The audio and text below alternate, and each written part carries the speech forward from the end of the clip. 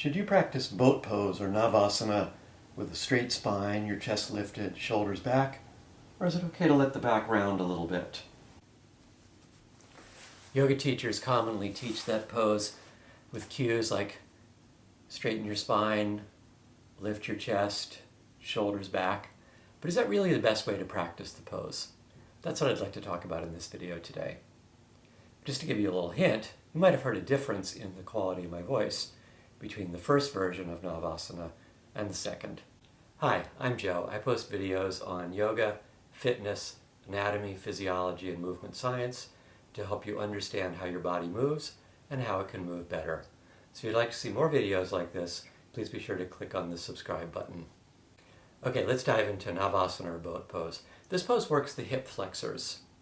Those are the muscles that bring the front of the pelvis and the front of the thighs closer towards each other, folding you at the hips.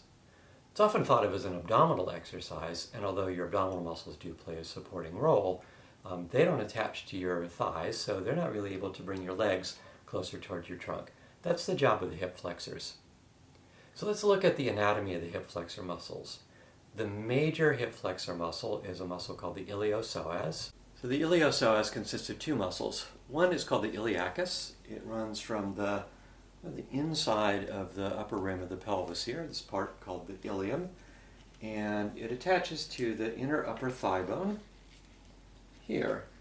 And when it contracts, you can see if I pull up on this band, you'll see how that will pull the thigh toward the front of the pelvis, or you could imagine that if the thigh were fixed, it could pull the front of the pelvis toward the front of the thigh. The other part of the iliopsoas is a muscle called the psoas major. This muscle attaches to the front of the lumbar spine, the spine of the lower back, and it joins with the tendon of the iliacus to attach here into the inner upper thigh.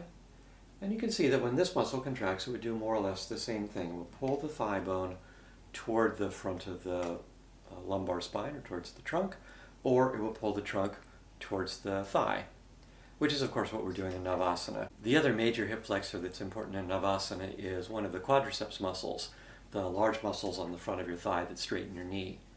One of those quadriceps muscles is called the Rectus Femoris, attaches to the pelvis just above the hip joint here, and runs down along the front of the thigh. It attaches through a tendon to the kneecap, and from there attaches down onto the front of the shin bone. So like the other quadriceps muscles, when it contracts, it will straighten the knee by pulling the shin bone forward like this. But because it also attaches to the pelvis, it has the ability to flex the hip, to pull the thigh up towards the front of the trunk. I mentioned before that Navasana is often thought of as an abdominal exercise, but your abdominal muscles don't attach to your thighs, so they can't pull the thighs and the trunk closer towards each other. That doesn't mean the abdominal muscles aren't working, but their job in Navasana is to stabilize the spine. Okay, so let's take that information and apply it to Navasana. As I'm setting up for the pose, the iliopsoas is contracting to pull the front of my lumbar spine towards my thighs, and to pull the front of the pelvis toward the thighs, and then to pick the feet up off the floor to pull the thighs toward the front of the pelvis. As those muscles contract, they will tend to pull the lumbar spine forward, which create a little bit of an arching on the lower back, which will lift the chest. We need to have some of that, because if we allow the lower back to round too much,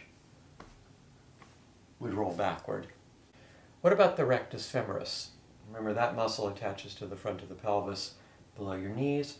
Its job is to extend your knees or straighten your legs and to flex the spine. So if you're doing the version of Navasana with the legs straight, that muscle is working very strongly. In fact, oftentimes people really feel some kind of a feeling of a pinching right there at the front of the hip, where the rectus femoris attaches just above the hip joint. One way we could reduce that feeling of the rectus femoris overworking would be to bend the knees. This shortens the lever arm of the legs, so it's less weight for me to hold up. More weight as I extend the legs, less weight as I bring them in closer towards my chest. But there's also another reason why bending the knees makes this a little bit easier. And that's because the rectus femoris, as well as the iliopsoas, are both multi-joint muscles, meaning they don't just cross one joint. The rectus femoris crosses both the hip joint and the knee joint. The iliopsoas crosses actually many joints on the lumbar spine as well as the hip joints. And one of the characteristics of a muscle that crosses multiple joints is that it's generally not very effective at creating a full range of motion across all of those joints at the same time. That's because muscles work by contracting or shortening. And once a muscle's already shortened, it can't really contract or shorten much more, so it becomes ineffective. So if we're coming into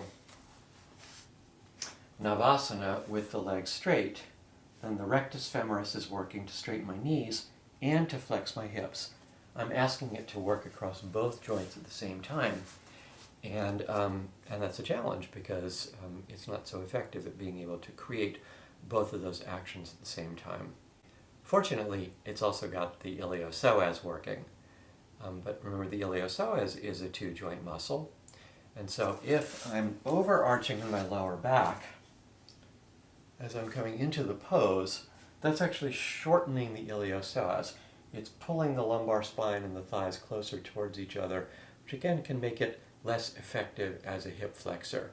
So one way, especially if you feel like you're really struggling with this pose, or you feel like just the muscles on the front of the hips are working so hard that it becomes uncomfortable, one way that you could help those muscles to be able to work a little bit more effectively would be to lengthen them a little bit. How do you do that? Well, one way would be bending the knees. That's going to lengthen the rectus femoris. If we're practicing Navasana with straight legs, I could still lengthen the rectus femoris by rolling the pelvis backward a little bit. That's also going to pull my lumbar spine backward a little bit, creating a little bit more length through my iliopsoas, which may also make the iliopsoas more effective at being able to support my weight in the pose. So if I'm practicing Navasana with a very aggressive arching in my back, lifting the chest, squeezing the shoulders back, that's going to shorten those muscles and make them less effective. However, if I allow my pelvis to roll backward a little bit, I could create a little bit of length through the iliopsoas and through the rectus femoris that might make the pose actually a little bit easier for me to support. So that's something you can play around with. Figure out kind of how much lift through your chest you need, how much can you let your lower back round without tumbling backward, and if you allow your lower back to round a little bit, will that help you to find a bit more ease in the pose? Okay, I hope that was helpful for you and that it helped to clarify what's going on in the pose. If you liked the video and you'd like to see more videos about yoga, anatomy, physiology, movement science, subscribe to the channel. Thanks for watching.